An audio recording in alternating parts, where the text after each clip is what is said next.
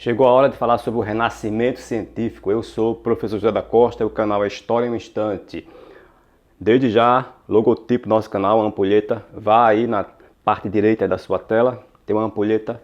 Clique, se inscreva e ajude o canal a crescer.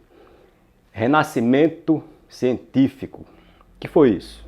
Vamos ver agora, pouco tempo, poucos minutos. O renascimento científico ocorreu nos séculos XIV, XV, XVI. Foi um movimento intenso, ocorreu ali na Europa, de produção cultural. Então foi um movimento de uma renovação cultural, produção cultural científica nas artes, na literatura, na escultura. Então foi um movimento intenso de cultura, de renovação cultural, que ocorreu no século XIV, XV, XVI, começando pela Itália, indo para outros países, que serviu de fundamento, de base para o mundo moderno, digamos assim. Então vamos ao termo renascimento, renascimento científico. O termo renascimento surgiu lá pelo século XVI, se não me engano, em que um escritor renascentista disse que era para fazer renascer as artes greco-romana, que tinha sido esquecida na Idade Média.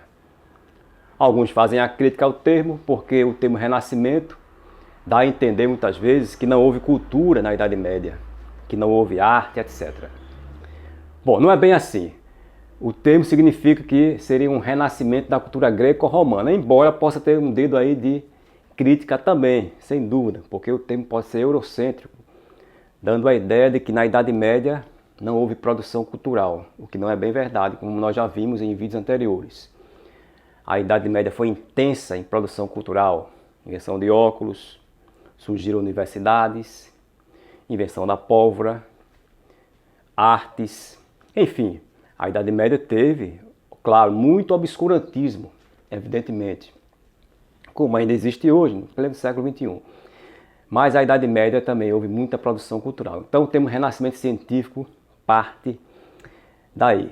Então, dada a explicação, vamos ver o que foi, dada a definição do renascimento científico, vamos ver aí também algumas características do renascimento, as suas fases. Ele começa no século XIV, passando pelo século XV, XVI, no século XIV, nós temos de destaque a figura do Dante Alighieri, escritor que escreveu a Divina Comédia, um livro no qual ele faz uma viagem junto de um poeta romano e viaja pelos infernos, purgatório, até chegar ao paraíso. Fala também da sua doce Beatriz, uma jovem a quem ele amava muito, mas que infelizmente não casou com ela. Inclusive ela morreu até cedo, a doce Beatriz. Aliás, o nome da minha filha, Beatriz, que faz aí as capas do vídeo, né? Está se aperfeiçoando cada vez mais. Créditos a Beatriz.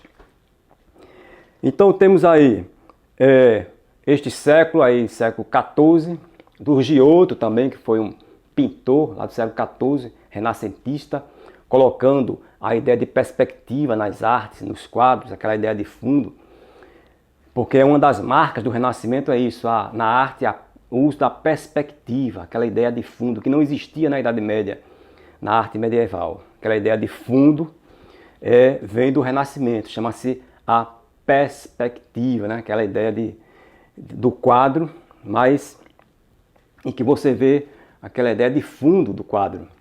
A perspectiva de Giotto, e depois, posteriormente, o Da Vinci e o Michelangelo vai usar também esta marca, essa característica da arte.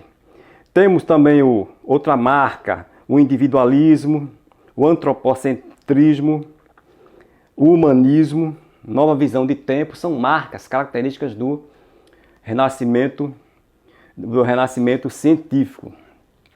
No século XV temos Sandro Botticelli, que pintou o nascimento de Vênus. Temos outros pintores, escultores. Temos no século XVI Leonardo da Vinci, como eu falei, filho de uma camponesa. O Michelangelo também, aí no século XVI, se destaca como pintor, escultor. O Da Vinci dispensa comentários, foi pintor, escultor, inventor, matemático.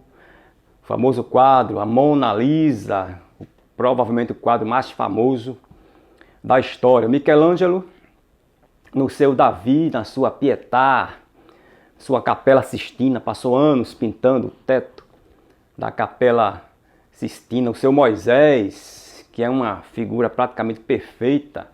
Dizem que Michelangelo falou para Moisés, quando ele já estava esculpido, tão perfeito que era Moisés, tão preciso que era Michelangelo na sua escultura, que ele chegou para dizer para Moisés, chegou a dizer a Moisés quando Moisés estava já pronto: fala, parla, fala.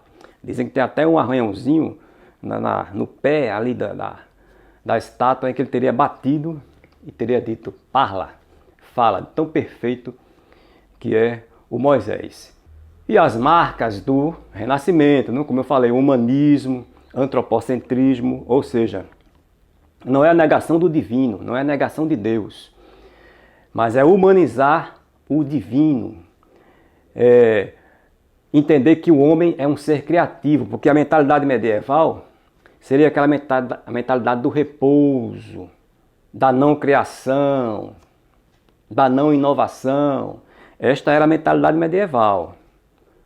A não criação, o repouso, a não criatividade, tudo permanece como está. Até porque a ideia de inovação, criação, ia impor em risco aquela hierarquia do servo, do senhor em cima, do servo que está embaixo.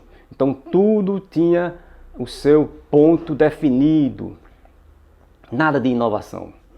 Essa era a Idade Média. A própria ideia de tempo da Idade Média era aquela ideia de repouso, do tempo natural, do tempo que pertence a Deus. No Renascimento não, a partir do século XIV, XV, a própria ideia de tempo muda. É o tempo agora que pertence ao homem, o tempo burguês, o tempo do trabalho. Tempo é dinheiro. Então, a ideia do juro, né? Eu empresto meu dinheiro a você, olha a ideia burguesa.